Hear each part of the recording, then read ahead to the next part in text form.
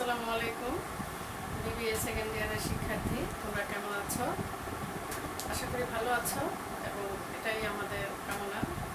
অবশ্যই এই প্যান্ডামিকের মধ্যে তোমাদের নানা রকমভাবে জটিলতার মধ্যে দিন কাটাচ্ছ, কিন্তু আমাদের এই অনলাইনের ক্লাসের মাধ্যমে তোমাদের লেখাপড়াটাও ঠিকমতো চলছে, এটা আমাদের প্রত্যাশা। আর সেজন্যই আমরা নিয়মিত তোমাদের সামনে অনলাইন ক্লাসের ব্যবস্থা করছি। নিয়মমাফিক আমি তোমাদের প্রিন্সিপালস অফ ফাইন্যান্সের কোর্সটা পড়াচ্ছি এবং ইনভেস্টমেন্ট ডিসিশন চ্যাপ্টার গত ক্লাসের প্রথম ক্লাস নিয়েছি এবং সেখানে পে ব্যাক পিরিয়ড সম্পর্কে তোমাদের ধারণা দিয়েছি এবং কিছুটা অঙ্ক করেও দেখানোর চেষ্টা করেছি। তার আগের ক্লাসে আমি ইনভেস্টমেন্ট ডিসিশনটা ডিপেন্ড করে যে ক্যাপিটাল বাজেটিংয়ের উপর, সে বিষয়ে তোমাদের আমি পর্যাপ্ত থিওরিটিক্যাল ক্লাস নিয়েছি। আশা করি ক্লাসটা ঠিক মতো দেখেছো এবং কিছুটা হলেও অনুধাবন করতে পেরেছো। আর নিয়মিত যদি ক্লাসটা কোনটার পর কোনটা যাচ্ছে সেটা যদি নিয়মিত দেখো, তাহলে তোমার অঙ্কগুলি করতেও কোনো সমস্যা হবে বলে আমার মনে হয় না। আমি গত ক্লাসে পে ব্যাক পিরিয়ডে যেটা দেখিয়েছিলাম, পে ব্যাক পিরিয়ড আমি সংক্ষেপে বলি, পিবিপি পে ব্যাক পিরিয়ড, সেটা সূত্র দিয়েছেন NCU divided by NCB, that means net cash outlay divided by net cash benefit. তাহলে এই বিষয়ে এনসিও এবং এনসিবি সম্পর্কিত বিভিন্ন বিষয়ে তোমাদের সাথে আমি আলোচনা করেছি। জাস্ট আগের ক্লাসটা রিকভার করার জন্য আমি আজকের এইটুকু আবার আলোচনা করছি, অর্থাৎ pay back period NCO divided by NCB when uniform cash inflow. যখন ইউনিফর্ম ক্যাশ ইনফ্লো থাকে তখন আমরা এনসিও ডিভাইডেড বাই এনসিবি এভাবে আমরা পে ব্যাক পিরিয়ডটা বের করতে পারি। যখন নট ইউনিফর্ম থাকে, অর্থাৎ ক্যাশ ইনফ্লোটা আমাদের এক এক বছর এক এক রকমভাবে আসে, যেমন ফার্স্ট ইয়ারে পেলাম ক্যাশ ইনফ্লো 20,000, সেকেন্ড ইয়ারে 25,000, থার্ড ইয়ারে 30,000, আবার ফোর্থ ইয়ারে যে 20,000, এইরকম যদি নট ইউনিফর্ম হয় ক্যাশ ইনফ্লোর বিষয়টা, সেক্ষেত্রে আমাদের যে পে ব্যাক পিরিয়ডটা আমরা বের করি A plus NCU minus C divided by D, এবং গত ক্লাসে এই বিষয়টা বিস্তারিত আলোচনা করেছি। জাস্ট আজকে আমরা তোমাদের মেমোরি রিকলের জন্য আবার আমি বললাম। আরেকটা বিষয় যেটা গত ক্লাসে দেখিয়েছি যে পে ব্যাক রিসিপ্রোকাল, অর্থাৎ পে ব্যাক পিরিয়ডটার মাধ্যমে আমাদের কত রেটে, কত ডিসকাউন্টিং ফ্যাক্টরে আমার টাকাটা ফেরত আসতে, অর্থাৎ ইনভেস্টেড মানিটা আমার কত পার্সেন্ট রেট অফ রিটার্নের মাধ্যমে ফিরে আসছে, সেটা আমরা দেখি হলো কিসের মাধ্যমে, পে ব্যাক রিসিপ্রোকালের মাধ্যমে। এখানেও ইউনিফর্ম এবং নট ইউনিফর্ম দুইটা ব্যাপার আছে, যে ক্যাশ ইনফ্লোটা কখনো ইউনিফর্ম হয়, কখনো নট ইউনিফর্ম হয়। যখন ইউনিফর্ম হয় তখন আমাদের পে ব্যাক রিসিপ্রোকাল হবে।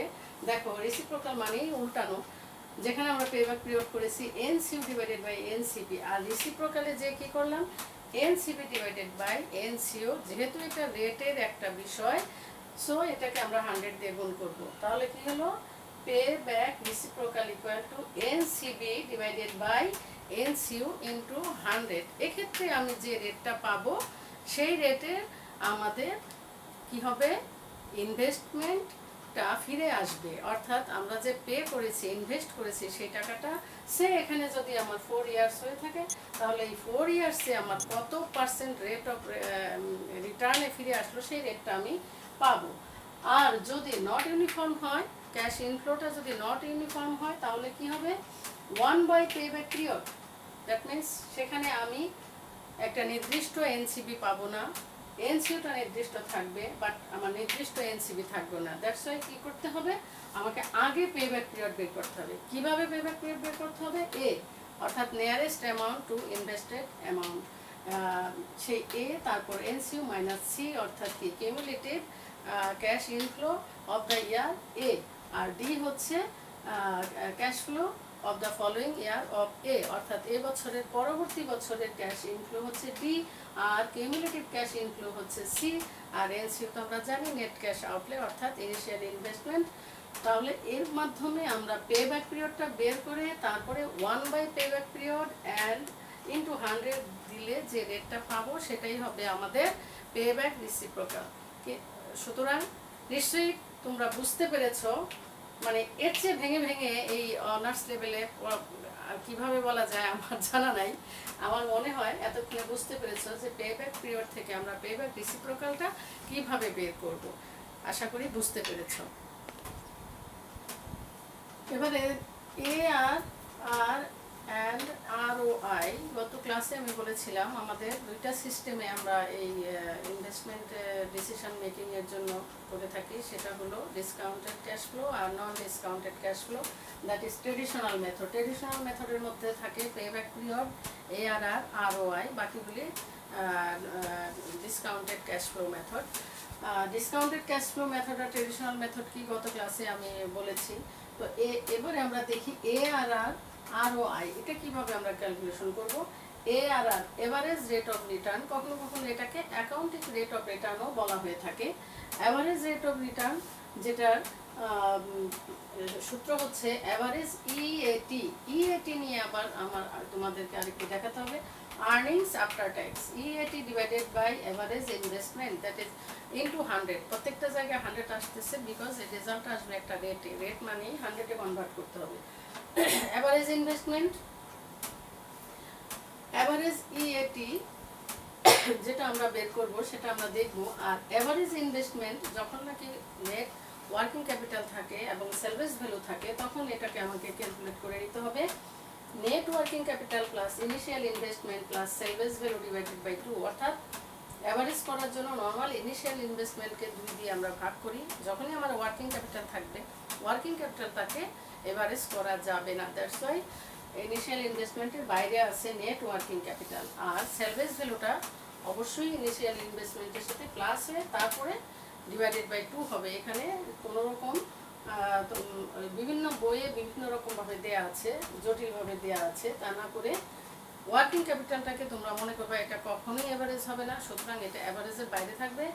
আর ইনিশিয়াল ইনভেস্টমেন্টের সাথে সেলভেজ ভ্যালুটা যোগ হয়ে যাবে। সেলভেজ ভ্যালুটা মনে রাখার কায়দা হলো আমরা ডেপ্রিসিয়েশনের সময় অলওয়েজ সেলভেজ ভ্যালুটা মাইনাস করি, কিন্তু যখন নাকি আমি অ্যাভারেজ ইনভেস্টমেন্ট করব তখন সেলভেজ ভ্যালুটা ইনিশিয়াল ইনভেস্টমেন্টের সাথে যোগ হয়ে যাবে। দ্যাট ইজ আমার যে ইনভেস্টমেন্ট আছে আমার সেটা ইউজের শেষে যে টাকাটা থাকে সেটা আবার আমার অ্যাভারেজ ইনভেস্টমেন্টের মধ্যে চলে আসবে।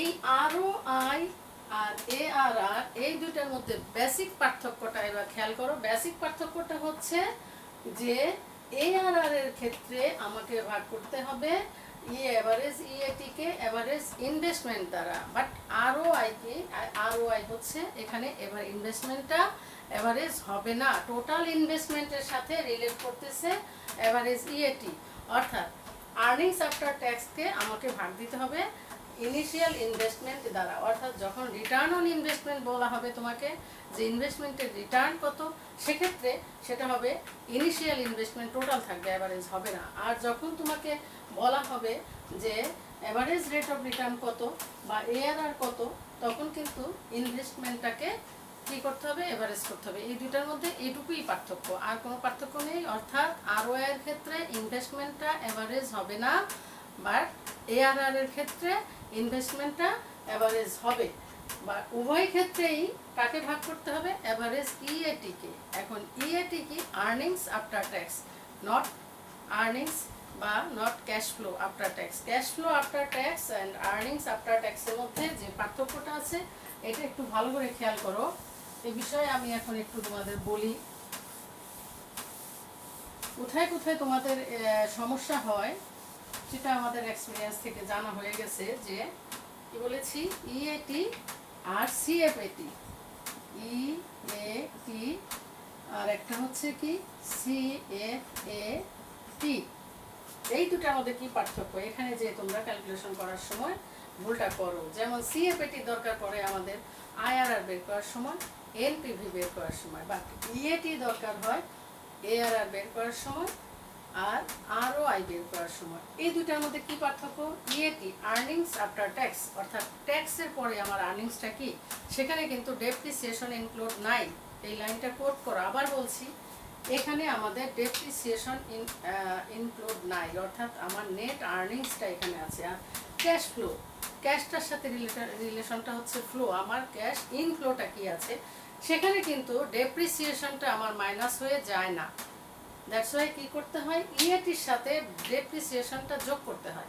ইএটির সাথে যখনই ডেপ্রিসিয়েশন যোগ করব তখনই এটার নাম হয়ে যাবে সিএফএটি বা এটার নাম হয়ে যাবে এনসিবি। পরবর্তী প্রত্যেকটা অঙ্কের মধ্যে আমাকে এই দুইটা শব্দ ব্যবহার করতে হবে। সুতরাং ভালো করে খেয়াল করো, সিএফএটি আর এনসিবি হচ্ছে সেম জিনিস, net cash benefit, but EAT এর মধ্যে আমাদের ডেপ্রিসিয়েশন নাই। তাহলে যখনই তোমাদের কখনো ভাইভাতেও যদি আমরা জিজ্ঞেস করি what is the difference between EAT and CFAT, তাহলে তোমার মাথায় যেন থাকে যে ডিফারেন্স হচ্ছে ইএটির মধ্যে আমাদের ডেপ্রিসিয়েশন নাই, সিএফএটির মধ্যে বা এনসিবির মধ্যে ডেপ্রিসিয়েশনটা ইনক্লুড আছে। কেন ইনক্লুড করি? কারণ হচ্ছে ডেপ্রিসিয়েশন হচ্ছে আমাদের একটা নন ক্যাশ এক্সপেন্স আর নন ক্যাশ আইটেম, অর্থাৎ আমরা হিসাবের সময় প্রফিট ক্যালকুলেশনের সময় ডেপ্রিসিয়েশনটা মাইনাস করে দেখাই, বাট ক্যাশটা কি চলে যায় ব্যবসা থেকে? ব্যবসা থেকে ক্যাশটা কিন্তু চলে যায় না। ডেপ্রিসিয়েশন, অ্যাকুমুলেটেড ডেপ্রিসিয়েশন একটা ফান্ড ক্রিয়েট করি যেখানে আমাদের টাকাটা থাকে কি করার জন্য? অ্যাসেট রিপ্লেসমেন্টের করার জন্য। কিন্তু সেটা যদি আমি সবসময় মাইনাস করে প্রফিট দেখাই বা আর্নিংস দেখাই, তাহলে কিন্তু আমরা ব্যবসায় সঠিক চিত্রটা পাবো না। ব্যবসায় কী করতে হয়? আর্নিংস আফটার ট্যাক্সের সাথে আবার cash flow, earnings and cash flow, পার্থক্য শুধু কিন্তু এই ক্যাশ ফ্লো আর আর্নিংসের সাথে, অর্থাৎ আর্নিংসের মধ্যে ট্যাক্সের পরে ডেপ্রিসিয়েশন নাই, কিন্তু ক্যাশ ফ্লোর মধ্যে ডেপ্রিসিয়েশনটা ইনক্লুড আছে। সুতরাং যখনই তোমাকে কোনো কাজ করতে হবে সিএফএটি দ্বারা, তখনই ইএটির সাথে ডেপ্রিসিয়েশনটা যোগ করে দিতে হবে, আর যখনই কাজ করতে হবে ইএটি দ্বারা, তখন আর ডেপ্রিসিয়েশনটা যোগ করতে হবে না। আমি একটু অঙ্ক করানোর আগে থিওরিটা একটু বেশি শক্ত আকারে দেওয়ার চেষ্টা করি, কারণ হচ্ছে তোমরা অঙ্কটা বই দেখে দেখে করো, বাট সেটা ভিতর রিয়ালাইজ করো না কেন কি করছো। যার জন্য এই এক্সপিরিয়েন্স থেকে, আমার এই এত বছরের চাকরি জীবনের এক্সপিরিয়েন্স থেকে দেখেছি তোমরা থিওরিতে দুর্বল থাকো, আর সেজন্যই আমি থিওরিটা একটু বেশি করে বলার চেষ্টা করি। আশা করি এতে তোমাদের উপকারী হবে। একটা এক্সাম্পলের মাধ্যমে আমরা ARR ক্যালকুলেশনের চেষ্টা করব। এক্সাম্পলটা হচ্ছে কস্ট অফ এ মেশিন, আমি সংক্ষেপে শুধু কস্ট লিখেছি 80,000, লাইফ 7 ইয়ার্স, সেলভেজ ভ্যালু টাকা 3,000, ট্যাক্সের 40%, ক্যালকুলেট ARR অ্যান্ড ROI। আর তোমার ক্যাশ ফ্লো দেওয়া আছে যে ইয়ার 1 21,000, ইয়ার 2 21,000, year 3 25,000, year 4 24,000, year 5 22,000, year 6 23,000 and year 7 21,000। তোমরা জানো যে আমি প্রথম ক্লাসেও বলেছি যে ক্যাপিটাল বাজেটিং এর প্রত্যেকটা জিনিস হচ্ছে প্রজেক্টেড, অর্থাৎ এগুলো কিন্তু আমরা বাস্তবে এটা আমরা একটা প্রজেক্ট থেকে পেয়েছি তা না, ওই প্রজেক্টের অতীত অভিজ্ঞতা থেকে কি পরিমাণ ইনক্লুড হতে পারে এটা প্রজেকশনের মাধ্যমে এটা নেওয়া হয়েছে। এবং এটা এই প্রজেকশন থেকে আমরা দেখব যে যদি আমাদের ARR বের করি বা ROI বের করি, তাহলে আমাদের কি পরিমাণে কি রেট আছে, কোন রেটে আমরা ইনভেস্ট করলে বা কি পরিমাণ প্রফিট হতে পারে, সেটা আমাদের একটা ধারণা করার জন্য এই একটা প্রজেক্টের একটা উদাহরণ আমরা নিয়েছি, যেখানে আমার সূত্রের মধ্যে কি লাগবে? EAT divided by average investment. সুতরাং আমাকে ইএটি পর্যন্ত ক্যালকুলেট করতে হবে। এটি কীভাবে? আমার দেয়া আছে দেয়া আছে 7 ইয়ার্স পর্যন্ত, আর সিএফবিটি দেয়া আছে এই 21,000, 21, 25, 24, 22, 23 অ্যান্ড 21। এখান থেকে কি করতে হবে? আমাকে ডেপ্রিসিয়েশন বের করতে হবে। যে তোমরা জানো ইন্টারমিডিয়েট থেকে দেখে আসছো, ডেপ্রিসিয়েশন বের করতে হলে কি করতে হয়? Initial investment minus salvage value divided by life of the project or life of the asset. তাহলে আমার এই অ্যাসেটের লাইফ হচ্ছে 7 ইয়ার্স, আর ইনিশিয়াল ইনভেস্টমেন্ট অর কস্ট হচ্ছে 80,000, সেলভেজ ভ্যালু হচ্ছে 3,000, সো ডেপ্রিসিয়েশন হচ্ছে 80,000 মাইনাস 3,000 ডিভাইডেড বাই 7। আমরা পার ইয়ার কি পাচ্ছি? এটা যদি কখনো মেথড বলা না থাকে ডেপ্রিসিয়েশনে, আমরা কি করি তোমরা জানো, স্ট্রেট লাইন মেথডে আমরা ডেপ্রিসিয়েশনটা ক্যালকুলেশন করি। এখানেও সেটাই করা হয়েছে। স্ট্রেট লাইন মেথডে ডেপ্রিসিয়েশনটা ক্যালকুলেশন করে আমরা পেয়েছি পার ইয়ার ডেপ্রিসিয়েশন 11,000। এখন হচ্ছে আমাদের কি করণীয়? ইবিটি, এখানে কি আছে এই শব্দ দেখো, সিএফবিটি, ক্যাশ ফ্লো বিফোর ট্যাক্স। এখান থেকে আমি মাইনাস করব ডেপ্রিসিয়েশন। তাহলে কি হবে? ডেপ্রিসিয়েশন যখন মাইনাস করব তখন সেটার নাম আর ক্যাশ ফ্লো থাকলো না, হয়ে গেল আর্নিংস। তাহলে কি হলো? Earnings before tax. ট্যাক্স এখনো আমার মাইনাস করা হয় নাই। তাহলে আমরা প্রত্যেকটা ইয়ার থেকে যদি ডেপ্রিসিয়েশনটা মাইনাস করি 10,000, 10,000, এখানে 14,000, এখানে হচ্ছে 13,000, 22 থেকে 11,000, আর হচ্ছে 12,000 and 10,000। আমরা ইএটিটা পেয়ে গেলাম। তাহলে এখন ইবিটি বের করতে হবে কার উপর? 40% ট্যাক্স আমার এই ইবিটির উপর। তাহলে ইবিটিটা কত দাঁড়ায়? 40%-এ 4,000, তারপরে হচ্ছে 4,000, আচ্ছা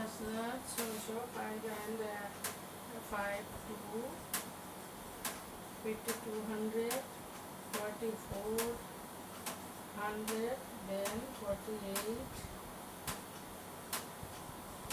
and 4,000। তাহলে আমরা 10,000-এর 40% হয় 4,000, তারপর 4,000, তারপর 5,600, অর্থাৎ এই ঘরের উপর আমরা 40% ট্যাক্স ক্যালকুলেশন করলাম। 40% ট্যাক্স ক্যালকুলেশন করার পরে কি করব?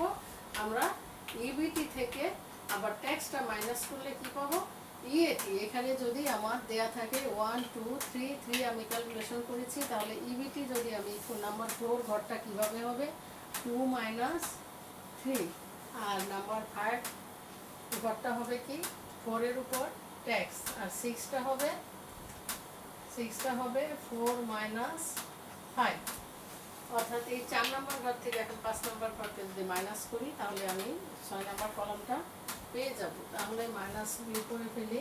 10,000 - 4,000 থাকে 6, তারপরে হলো 8 4, then 7 8,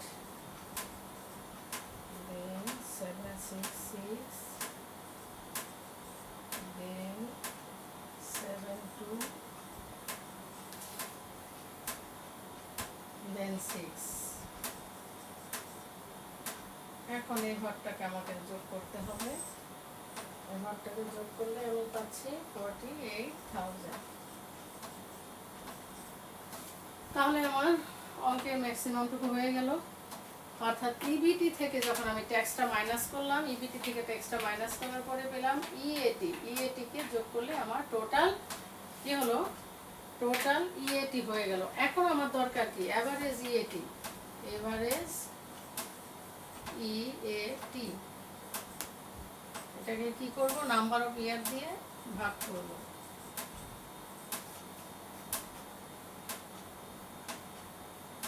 কত আসে যদি আমি নাম্বার অফ ইয়ার দিয়ে ভাগ করি?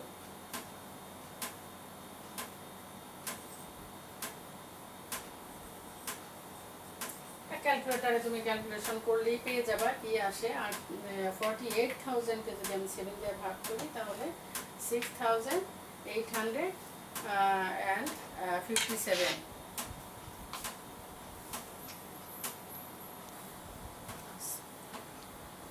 তাহলে আমরা ফাইনালি ক্যালকুলেট করতেছি ইএটি, অ্যাভারেজ ইএটি আমরা পেলাম 6,557। এভারেজ ইনভেস্টমেন্ট হচ্ছে initial investment plus salvage value divided by 2। আমি আবার মনে করিয়ে দিচ্ছি, যদি আমাদের ওয়ার্কিং ক্যাপিটাল থাকে তাহলে এটার সাথে আমার ওয়ার্কিং ক্যাপিটালটা, নেট ওয়ার্কিং ক্যাপিটালটা যোগ হতো। যেহেতু আমাদের এই অঙ্কের ভিতরে ওয়ার্কিং ক্যাপিটাল নাই, সুতরাং আমার ইনিশিয়াল ইনভেস্টমেন্টের সাথে সেলভেজ ভ্যালুটা যোগ হয়ে 2 দিয়ে ভাগলে, অর্থাৎ আরেকটা কমন জিনিস মনে রাখবে, যে কোনো জিনিস যে এভারেজ করতে হলে যদি নাম্বার অফ ইয়ার বা সেরকম টোটাল নাম্বার অফ কিছু না থাকে তাহলে 2 দিয়ে ভাগ করে আমরা এভারেজ করি। তাহলে অ্যাভারেজ ইনভেস্টমেন্ট আমরা করতেছি, যেটা ইনিশিয়াল ইনভেস্টমেন্ট তার তো নির্ধারিত কোনো কি বলে ইয়ার নাই বা লাইফ নাই, সেটা 7 বছরই থাকবে এমন কোনো কথা নাই।